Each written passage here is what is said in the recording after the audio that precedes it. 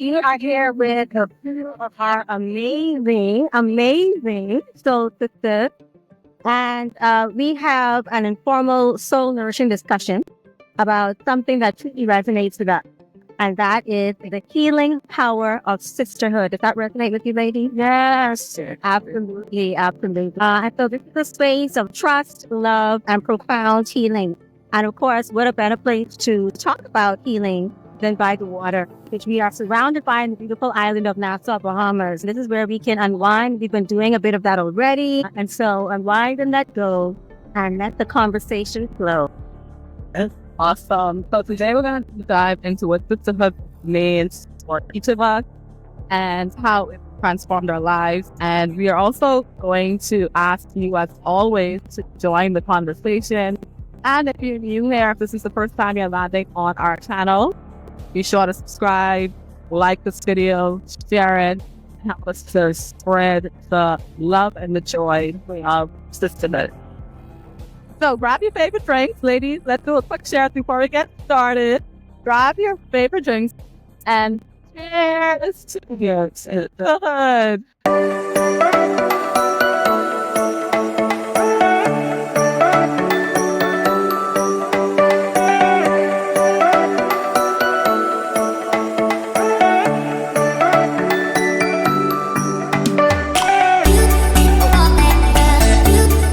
So both myself and Rhonda just prepared some questions that we can ask you guys and just get your perspectives, because one of the reasons we decided to start the Soul Sisters was to build a real community where we can come together, share our stories, share our wisdom, our insight, and build each other up. And we all have perspectives. We all have some thoughts that give to each other. And I think that it's through these types of, not necessarily technical abilities on that, but it's through these types of intentional getting together, intentional conversations that we will, one, start to expand around that. So in terms of like things that we currently see, and then two, start to build a new way of existing. It's like, which we'll talk about a lot on this channel, which is love, really moving at the heart of her, really moving at the heart of us, and really embodying what it is to be not just a woman, but also Given the conversation, I was just what Soul Sisters is all about. I think the great first question, just as we chat, as we share, is what does sisterhood mean? What does it mean to you? What does it represent for you? How has it shown up in your life? So what does sisterhood? I'll go first. So I have one sibling, biological, and she's my sister. So it means whatever it was, having like an automatic best friend, somebody you can relate to in terms of all the women things that you end up having in pre-adulthood, pre-teens, all that's going through adolescence.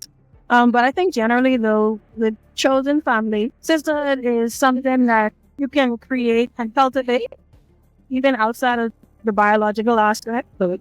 And it's even more impressive if you're able to find those twin flames and soul ties that are platonic, and they're just like your actual birth sisters. It could be even more impactful. So I think it's very important. And I feel as though women are going to save the world anyway. So might as well have a sisterhood. I've been going through a journey for several years, and I understand it's been a process of really understanding what sisterhood is, what it means. And for me, it has come to a more of a cultural energy. And I say that because I was born and raised in America, and based on my personal experience, my family, we moved around a lot. And because of that, we didn't live around family the majority of the time. And because we were moving every 2 to 3 years, my mother didn't have the time to establish strong sisterhoods and relationships with the women in her community. So I kind of grew up in this environment where I only understood family to be a mother and a father. They provide for the children, and we have to learn to be self-sufficient. And I have older siblings, and I had a older sister. We didn't live together very long just because of how far apart we were in age. But my younger sister and I, we were always very close. We're still very close. But it was a kind of closeness that we only understood in our little nucleus of a family. So it hasn't been until recent years, well, I guess when I met my husband and started coming to the Bahamas, that's when I started to really experience what the village is. I always understood it takes a village and always valued that. And so when I think back in hindsight, all of my favorite movies were about people living in communities, right? Like a community house or the house that took care of everybody. Now I understand why it meant so much to me is because I grew up without that. But now as an adult, having access to it and living in it and understanding that sisterhood is more than just having someone that you can rely on independently. It is about being a part of a community of women who are similar to you and, and the general cultural, things that really make us tick and make us breathe, and then keep us going. It's that community that keeps us grounded in who we are, because there's no one person on this planet who's going to reflect, a perfect image of ourselves or the perfect image that we envision of what sisterhood should be or what life is. And so I have been learning to, one, get to know myself as a woman who makes decisions based on who I am and what I want for myself instead of what I feel like society is driving me to do. And so as I honor that, then I find myself in these circles of women who are similar to me. And so it has opened up an aspect of my life where I am able to connect to people more, connect to women more. And that has been a tremendous blessing to my life, to understand that, no, we're not supposed to be self-sufficient. Right. We need community. Right. And we are stronger with community, and we help community be better. So I'm grateful to be here, and I'm grateful to have connected with you ladies. Sisterhood to me is, some of us have sisters, siblings, some of us don't. But I find that you have strong connections with those that you are drawn to, connected to. I truly believe in supporting each other, and as I have grown and learned to love myself, self-love, I find that I want to assist people in finding the beauty in their life, as far as women just knowing your power, your strength, it's all in you. A lot of times we look outside of ourselves to find love, to be loved. But I find that when you connect with others that are like you, your sister tribe, I feel like we need much more of that, people supporting each other to grow, to be strong. Because the more happy we are about, the further we grow in life, the further we go, the more love we are able to share with the world. So I'm excited for the sister. I'm all about supporting and encouraging, because I find that through that, I feel more fulfilled. It's not about glorifying myself, but it's about showing people that it is possible to be happy and find love within yourself, so that, we all have a and help our children, help our society become better and more. Yes, I think each of you had such key pivotal point. I love talk about village, because when you think about sisterhood, exactly what for me, when I think about the village. So when you think about our grandparents, our great grandparents, and their parents, they understood community. They understood that there is an interdependence that is necessary for us to move. The African proverb, you want to go fast, go alone. If you want to go far, yeah. So at the end of the day, for me, sisterhood is the fact that if we want to go far, if we want to move forward, generations forward, we have to return to collective mindset, collective consciousness. You have to embody this energy, really, because it's an energy. When you look at it, everything, right? And so right now, think through that's quite a few generations. So I've grown up to witness the collective. I've grown up to witness the shift into the me, myself, and I. Yes. And I'm now, again, saying the shift back into the most beneficial for us as a collective, which is us coming together to support and love each other, without the condition. Because that's the other part of what sisterhood is for me, is acceptance. Is accepting that we don't all have to be alike. We don't all have to be, don't have to have opinions. We don't have to look the same, dress the same, even speak the same language, really. Once we can act from a space of, we have watching all coming with each other with love. As long as that's present, that's what sisterhood is for me. And I think it's super important because when you look at the next 30 years, many of us will be grandparents and we will be witnessing the birth of each other. I want to be able to be proud of what we have been instrumental in creating as far as sisterhood. Sisters that I have that have become a part of me as I traverse life have become like family. They are family. And so that's really what it represents for me. It's an extension of me in many different forms. And I've learned a lot about myself as a result of the sisterhood and the sister friendships that I have, the good and the not so great parts about me. And I think what I just said is so important, and that is acceptance. Coming to accept who you are, who my sister is, and her accepting who I am, the good, bad, and the ugly. Being able to disagree and be okay with coming. You got to take space for a minute and come back, talk about it, talk through it. But for me, those sister friendships that have lasted the time have been those where I've been able to we my buckets for a moment, but we can come back, move through that with love, and come back to the place of our foundation. And that's what's been most important, the support, because I'm sure all of you can speak to it, but you'll probably take it into another topic, and that is how sisterhood has helped you physically or emotionally at different points in your life. How has that been a place of solace or peace or strength for you, whether it's your blood sister or a sister in the community? How has that shown up for you in your sister relationships? How has it come to your aid physically, emotionally, mentally, spiritually? Well, for me, Aisha, you know that I've carried a lot of weight, which I brought on from childhood trauma, and through the support of sisters, friends, since my sister, they've supported me in my journey of weight loss, and that, of course, is a self-discovery of loving yourself, because of course you don't get there by not loving. You get there by not loving yourself, and you get out of it loving yourself and finding compassion in yourself, and through it all, like sisters that I found in my workout, that I found that I've come along and say, I'm inspired by what you do. It's encouraging, and because it's been paid forward to me, I try to pay it back, because I realize the importance of what it means that what just I believe in you and you can do it. So, and I think that is what it's me so far, and it's so touchable when you have people that can come up to you and say, I see you in your journey, I appreciate you. And we know that they don't know the backstory of it. Right. But it's very touching to know that I can be encouraging to someone. And a lot of times I'll see young ladies starting there, whether they are trainers or just young ladies starting just to go and work out. They don't have to be overweight, but I tend to encourage them, because at the end of the day, it's about being a stronger woman. It's not always about the physique, it's just about being a healthier, stronger woman. And so that is what the sister has done for me. Mm-hmm.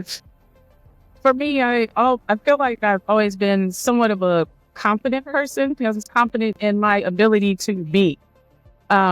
But in a lot of the environments I grew up in, I felt like I had to be a representative or be a model of something.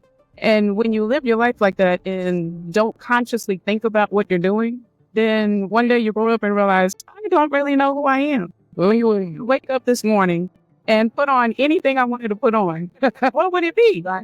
My closet was full of things that I had to wear for this job or for that place or for all these places that I was going to, because I was living this system. It wasn't until I acknowledged that for myself and realized, maybe I need to take the time to figure out. That is the kind of stuff that I would buy if I didn't have to, if I wasn't thinking, where would I wear it to? Right? It's just what I want to wear. This is me. And so once I started to shift my thought process, then I started, realizing that I was surrounded by confident women who were showing me how to be me unapologetically.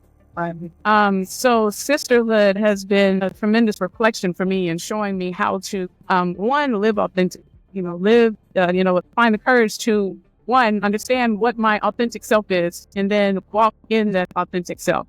And then being able to do that among women who know who I really am because, you know, the people in my earlier days, in the earlier days of my life, they just knew the representative that I was putting forward because I thought that's what I was supposed to be doing. So it has been extremely liberating in this. And it's interesting that I don't reach this phase until adulthood. Like I'm well into adulthood. It's not like I'm new to this thing, but sisterhood has been a phenomenal journey for me at a critical point in life where we are learning to really be the women we need to be to be strong leaders for ourselves and for our family and our children, and then for the community. So because this has been such a pivotal moment in my life, it has been the most critical time for sisterhood. So that I've been grateful for that. And I want to add to that because you sharing story reminds me of when I first went on my initial journey of self-discovery, and and I had a lot of similar thoughts around who am I and why am I doing X, Y, and Z. And I remember when I first cut all my hair off. Yeah. I remember when I did that, and oh my gosh, I don't know, Terneille, you rolling. You try to think back, hey, that was like in 2010. Yeah, that was long before that was like in 2010, I think, right? And I got so much backlash. I got people saying, "Oh my gosh, Aisha, what did you do?" They were saying, "Like, listen, I got the comments about how it didn't suit me." And when I grew my hair natural, Well, I was born. she was like, Oh, yeah.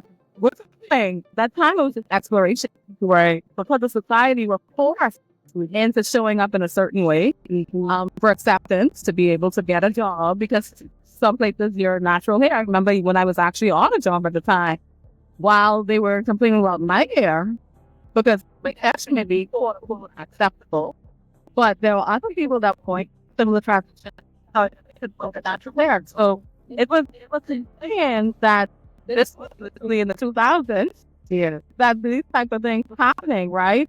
But it allowed me to explore myself. It allowed me to be free of caring what other people said. Because if I was stuck in that mindset, I would have never cut my hair off. I would have never gone natural. I would have never changed my lifestyle. And then when I started to incorporate, like how right now you're wearing a lot of pieces that are more cultural, so to speak, right? And people were like, well, you didn't look like that. And this is my family. Even my mother was like, what is this? What's going on with that? Right. You know, so we go through these stages and these phases, but I was able to be confident in myself because I had the community of sisters. I had Rhonda. Rhonda was on the time and you were around that. I had other women who gave me the confidence to just show up. Mm-hmm. And I've gone through that phase and I've gone through all the other phases. I've gone lost, I've done all the things, and I recognize that none of those things define who I am. No. And everything is seasonal. So I can be whoever I want to be in whatever season I want to be that thing. And it's okay. So I'm sharing this because there are a lot of women out there who are struggling with identity. Yeah. You know, is this okay? Do I have to be this to do that? Do I have to be that to do this? And even within the community, because I remember a friend of mine, this was again during the time when I was just going through my self-discovery journey. And I had a friend who came to me and he said to me, Aisha, I give you about 2 years because that ain't you. Everyone wants to be the judge. One wants to tell me and I laughed and I said, wow, because people believe that they can tell you who you're supposed to be. What I realized in retrospect is that when you don't own your own power, you're typically giving it away for someone else to own it. Yes. You know? And so giving away the joy, yeah. You to the take to you, yes. And so I'm sharing that because I know that there are other women who are not confused, but who are not confident to show up how they choose to in this season of their life. And I'm saying that it's okay. It is absolutely okay to do whatever feels good for you. If you want to cut your hair, cut it. You want to wear wigs, wear it. If you want to do that, do it. Whatever you want to do. If you want to go bald. Yeah. Do whatever you want to do. If you are not confined, but you have to do things to fit into the group, that's the wrong group. Mm-hmm. Again, we're talking about acceptance and we're talking about being in an environment where you can show up as yourself, where you can even explore, because maybe you could try something and realize it isn't for you. And that's okay too, right? Yeah. So I just wanted to throw that little 2 cents in there. Yeah, like to see there. I think there are things to trust that you will find your tribe. You will find those who will accept you as you are. That's always been my motto. Like, I'm going to always show up as authentic as I am. Yeah. And at the end of the day, if we gel, great. If we don't, I understand. Nothing to you, but I will always be true to me. Yeah. But a lot of people don't. They like you say, people want to fit in. Yeah. Just to have a circle, but it's not self-sustaining, because at the end of the day, they'll eventually show up. And if they don't like who you are, You will show up when you're showing. I bring that yourself for not showing up. yes, You know? true, yeah. Oh, true. At 52, to pick up on some of what you all have been sharing, I am definitely at that place where I am 1000% comfortable with who I am. And whichever sister is in my life, I am so honored and appreciative. And whichever sister don't want to be in my life, with much love, it's okay. Peace out. With love. Good love. With love. Yeah. With love, it's okay. Because whatever aspect of me shows up that may not gel with you at any particular time, you have, I understand. I accept that. And when I accept the foundation of that, where that comes from, is just accepting who I am. The good, the bad, the ugly. And at this age, knowing what my ugly is, knowing those aspects of me that when they show themselves, that could probably turn somebody. They may not respond well, again, depending on who it is, whether it's a work relationship, a sister friend, or whatever the case is. Again, at 52, my feeling is if that person knows me well enough, loves me well enough, we have that kind of relationship, we're going to talk about it, and we're going to move on, and all will be well. And if not, it's okay.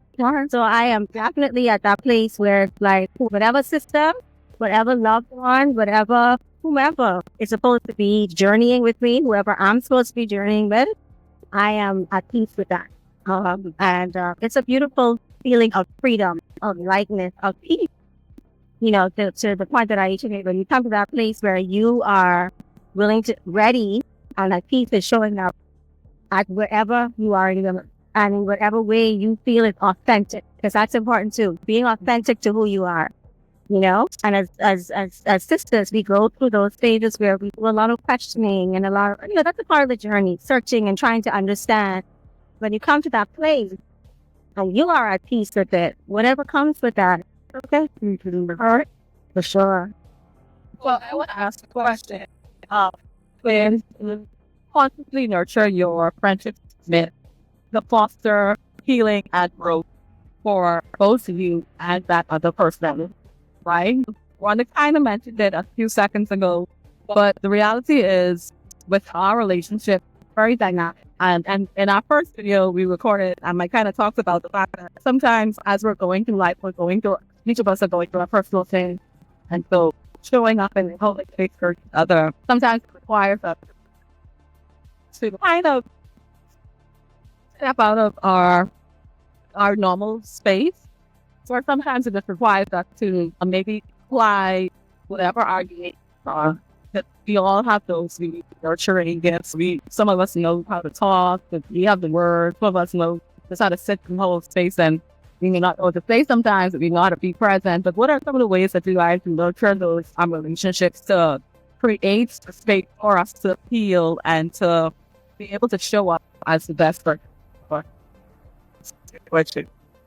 The first thing that comes to my mind is, I feel like in order to love someone else, you have to first know how to love yourself. So I have been spending a lot of time learning how to love myself the way I need to be loved.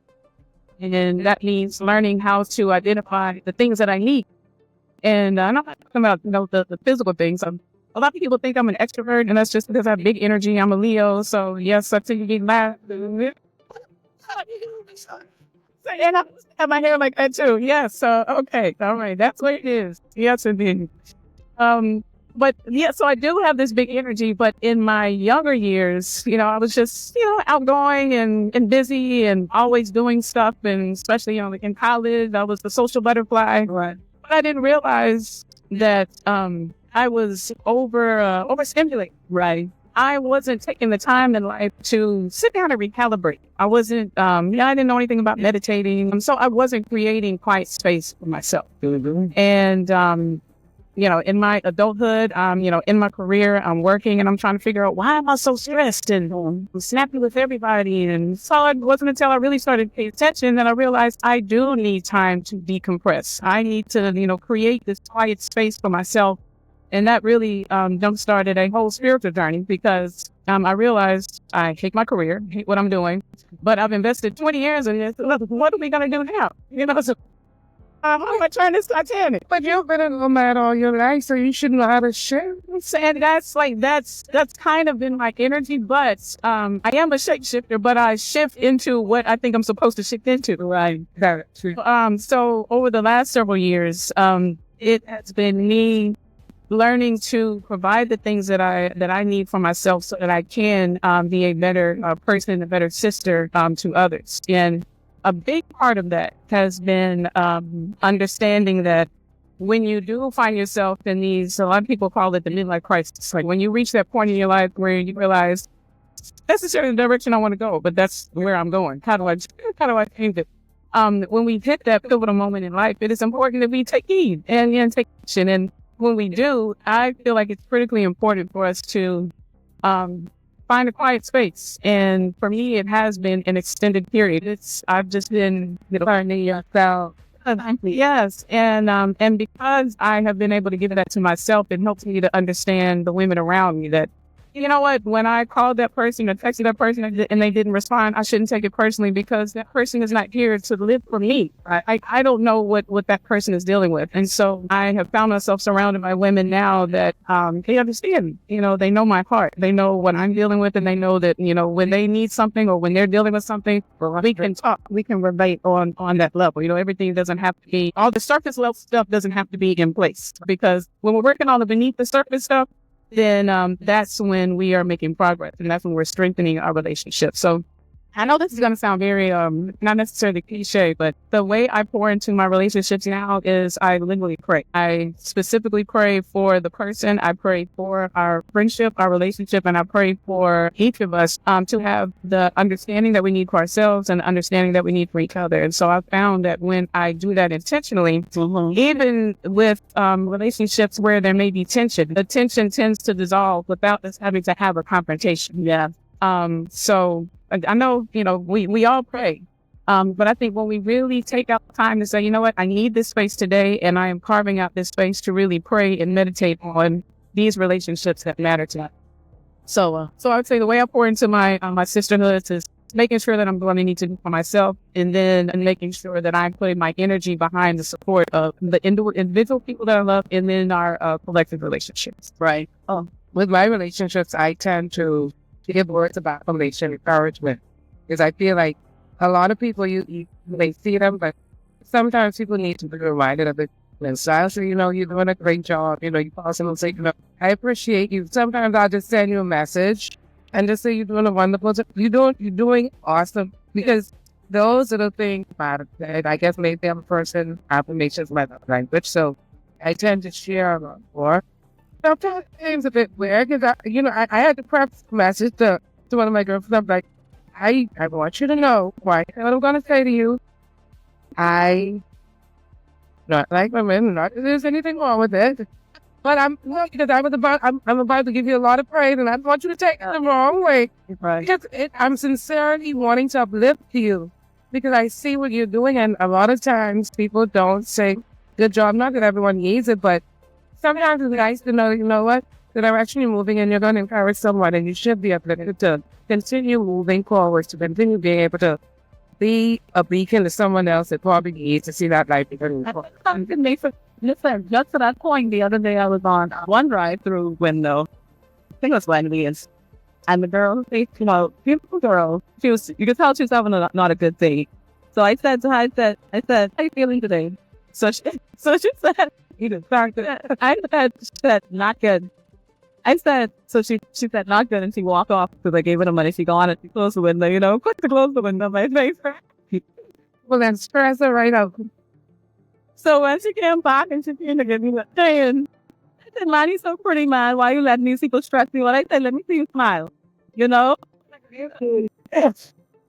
But that's what Kim is saying now. But the truth is, oh my God, she gave me one big smile. Yes. And she was smiling for the rest of the time there. And when I got, I said, don't let them stress you out for the rest of the day. Smile. Too beautiful to not be smile. But you're the one they think pretty bad. When it's taken already, it should be taken differently than the handle it. Right. Because a lot of times, I was gonna say it does. It feels different coming from a woman. So I understand like you're concerned with yeah. Yeah. But I'm going to encourage you. Yeah, I'm going to. Yeah. And so I in terms of the affirmations and not just affirmations, but just lifting people up. Yeah. Like especially if you see someone not having a good day. If it's something that you think you can offer to raise their spirit, why not? no, I love it. You know, when you played Super Mario as a kid, jump under the question mark, so then you have the tree, and then you have these coins that you can jump and get the coin. I look at it as like, if I make someone smile or someone's day or compliment someone, I'm getting those coins. Like, Yeah. I look at it. Yeah. I think it's beautiful. And I was the type I used to try to go back to all the coins. Forget the mission. She wanted the money. The coin. You get that time again. You're blessed. But I guess like the biggest thing I realized in recent times is a lot of people look at monetary and financial value, and they don't really look at how much real value there is in sharing love and people have to be like, if I was to be evaluated, I look like a gazillionaire. But they might look at you when you do your public disclosure when you run for office and say, oh, you only got $3,000 in your account. You ain't making no sense. What have you invested in?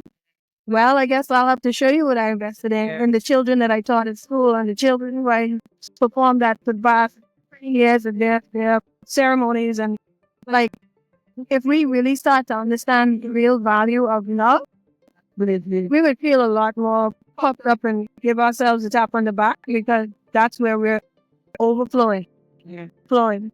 And I think why having a sisterhood or creating sisterhoods are so important, because we have forgotten about the blood. Like honestly, on the board, even in relationships, the divorce rate is now, and it's because even as we go into these commitments, we're still lacking with the back of love. We're still not understanding the dynamic of what love is and how.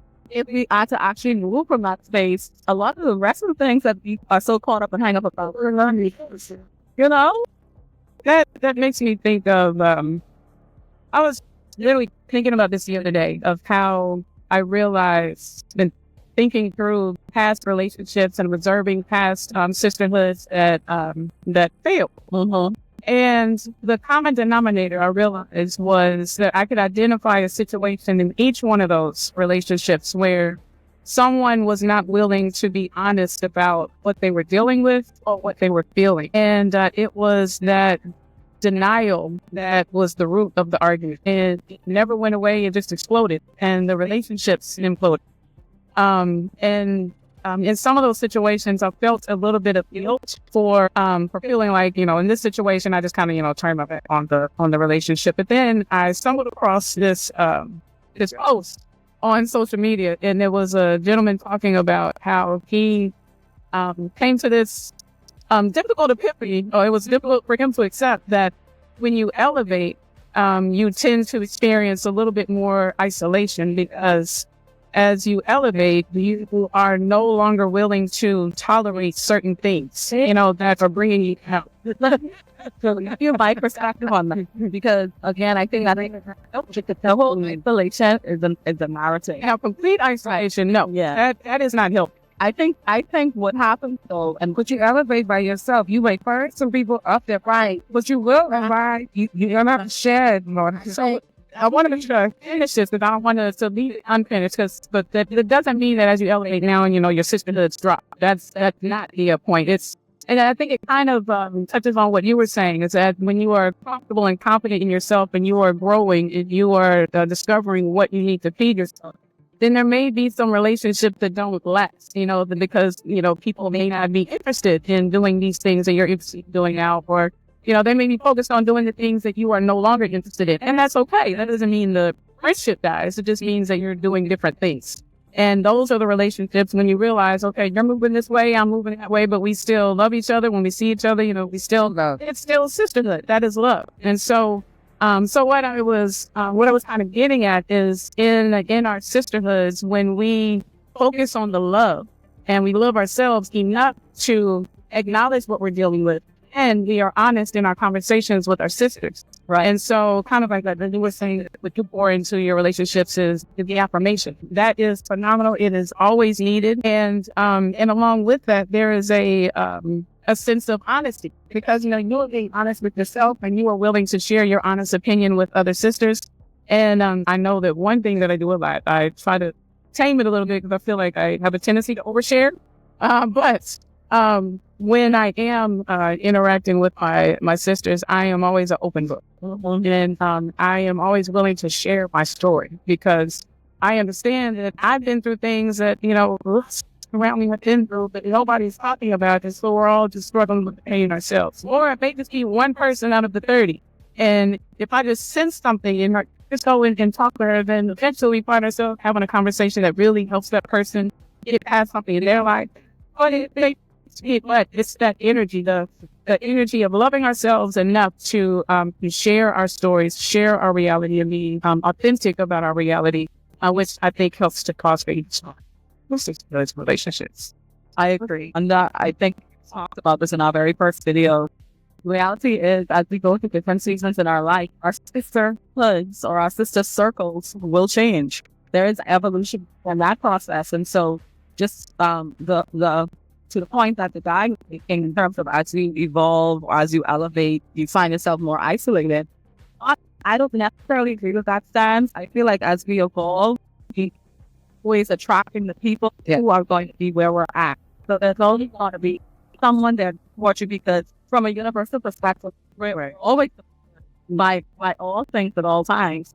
As we evolve, as we elevate, as we grow, as we expand, then those things or those people or those places, they also expand.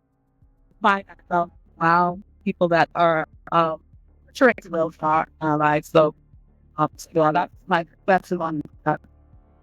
Hey, you're not saying that you always have everything that you need after. Yes. And I find that hard to envision. I found it hard to envision until I did. And when I did, it was like, dang. This is what I'm talking about. That's been realized with the sun there. You have every single solitary thing that you need in whatever moment it is. And even if it's just like, sometimes when people are down and out or they need help or some sort of support, they might be like, man, I'm out here all alone.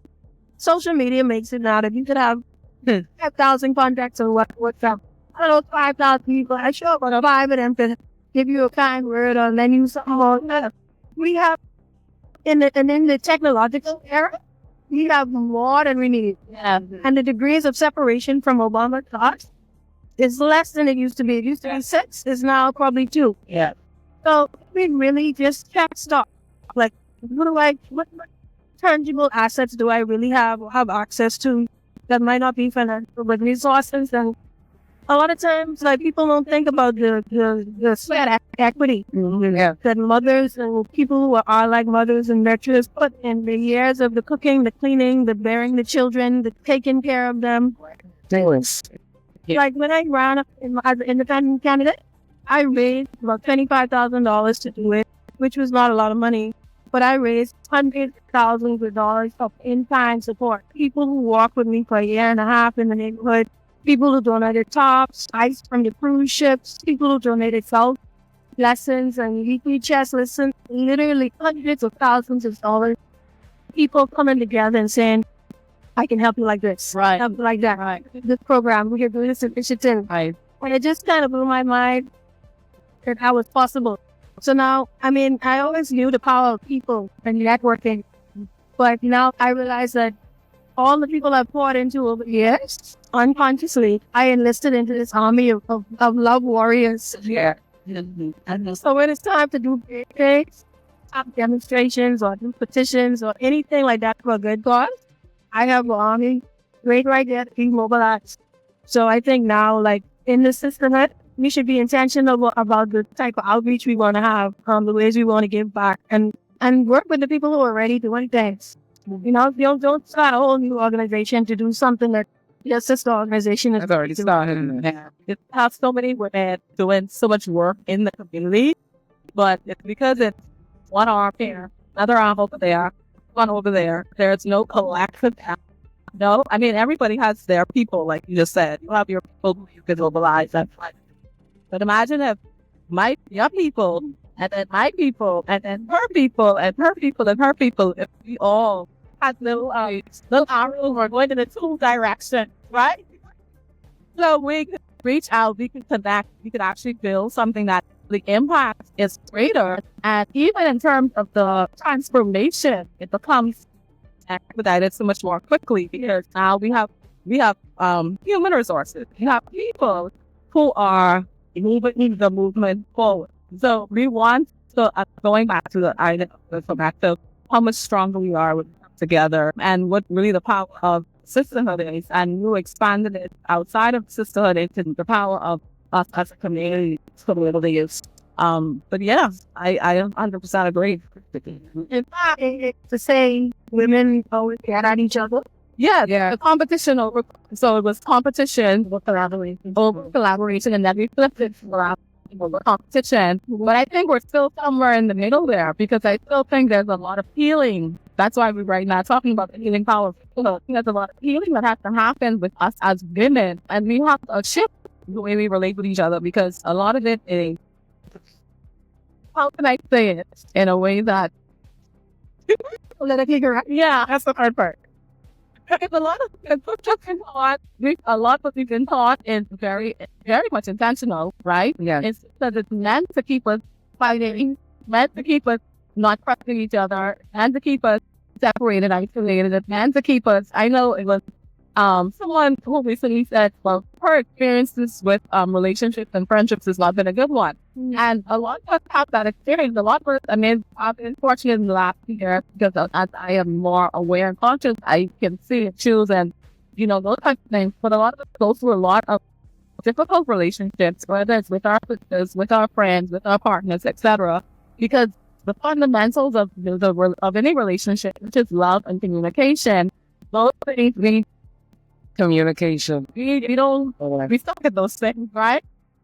So as long as that is at the bottom line, until we can learn and have conversations and be vulnerable and be open and say it's okay for you to love somebody and to give that love free. Because we feel like we gotta hold that back because I ain't too sure, but you make that on me tomorrow. We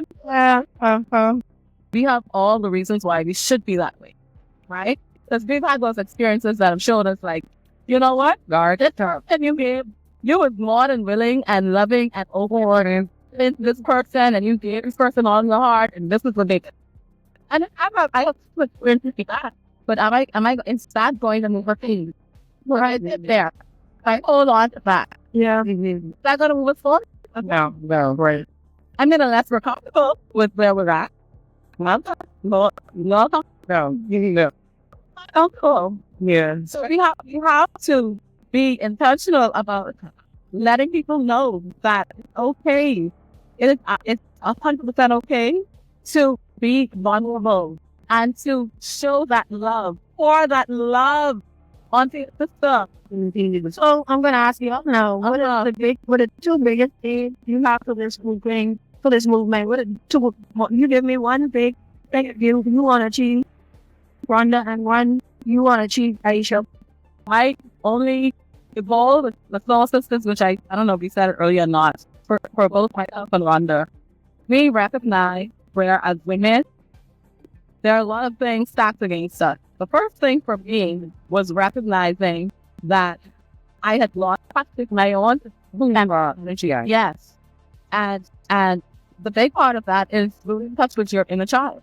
And going through life, doing all the things, you have the career, you have the family, you're living comfortably, but you're unhappy. You're not fulfilled. You feel like something's missing. And you're like, well, what is that? And it literally the fact that you're so caught up in all these things that people tell you have to achieve, you have to do, you have to this, you have to that you forget that you really only came here for one purpose. And that is to enjoy this life. Hey, one we got. That's right. That's right. What you choose to do is totally 100% up to you. We recognize that, especially for women, because I'm a single mother, right? I've been a single mother from the age of 16. I've had 3 children. I'm now a grandmother. And I see my second generation coming into this world, and I see myself in the space where I'm like, wow, I'm still evolving.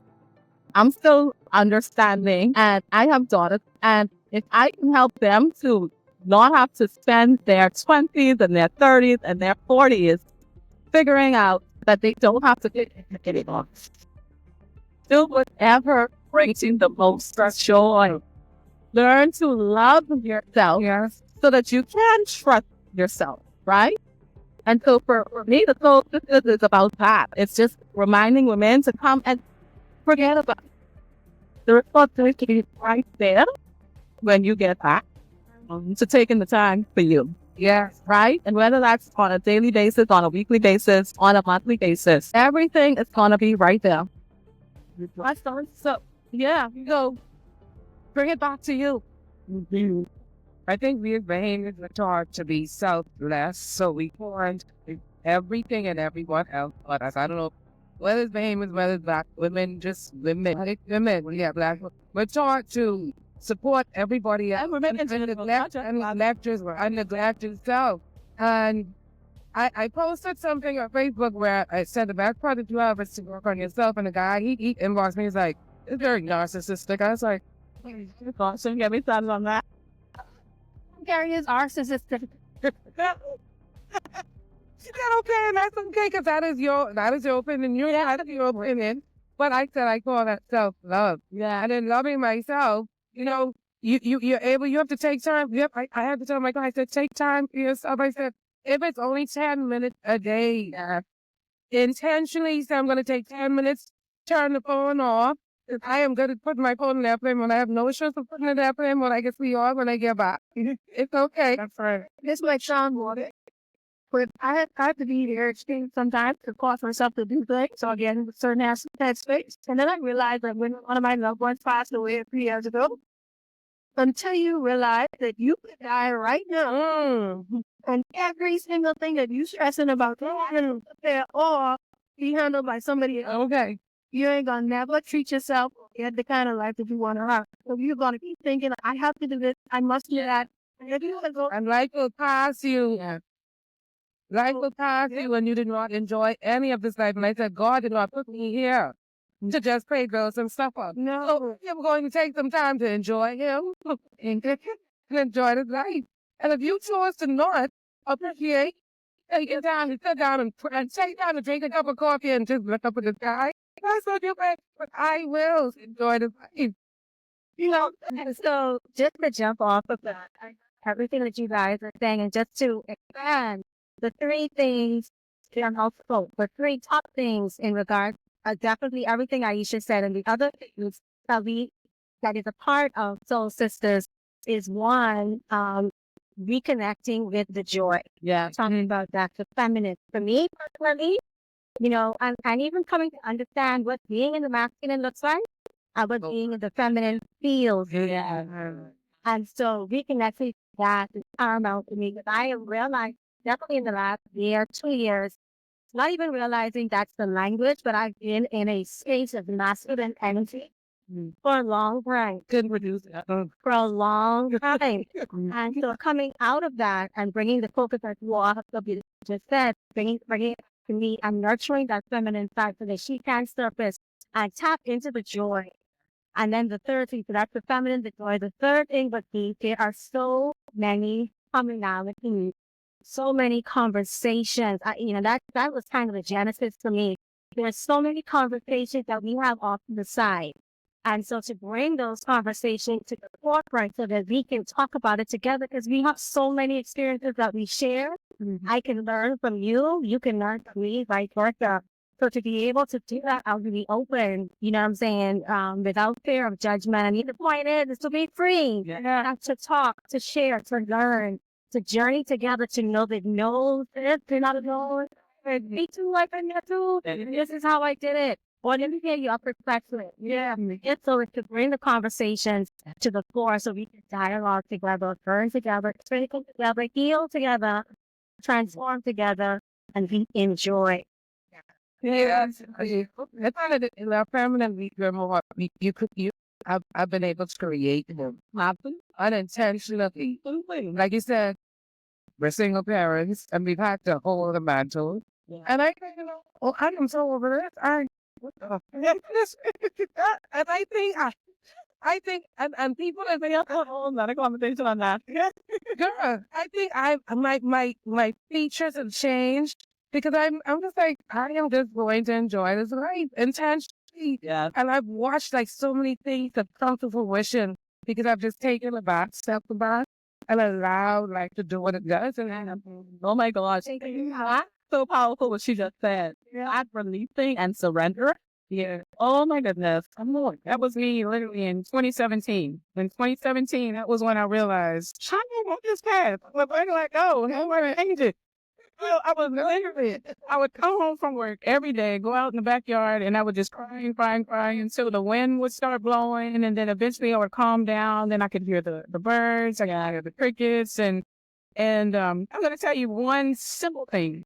Nature started speaking to me, want to calm down and started to be quiet and pay attention and let life happen. So this was a story in our backyard. So we moved into this house in 2015, but so busy with work, we never enjoyed the backyard. And lots of things like that I never noticed, never even saw. And so doing, oh, that's what it was. Started hearing squirrels in the attic. So then we realized, okay, well, now we have to cut down this tree that's on the side of the house. The squirrels are, jumping off the limb into the attic. So that's the only reason we cut down this tree. But when we cut down the tree, within a couple of weeks, I started to notice all these power lilies that started growing in one part of the yard. That's, well, I was back here. Hey, it's such a beautiful house. I know even time to enjoy this place. Most people It's because we don't take the time to enjoy the basic and the foundational things in life that God brought us to give us joy. Yeah. And but I saw that. And I thought about the fact that the tree was removed. Now this part of the yard gets sunlight every day. It's getting more water every day. And I was like, oh my God, is that you telling me that all I got to do is pay more attention to myself, to get outside more, drink more water, the natural things, and then the flowers will come. Like, it'll be so much more beautiful. So yes, I believe in that 100%. We have to pour into ourselves first. But we really hope that, by us sharing, by you all sharing, by us sharing together, that it's helped to nurture you. That it's helped to deepen connections, even new connections, old connections coming back around. And we hope that you've been inspired to take some of what was said here to your sister circles, your individual sister circles, and at some point there'll be collective interconnections within those circles. So this may have been the first of this, but it certainly won't be the last.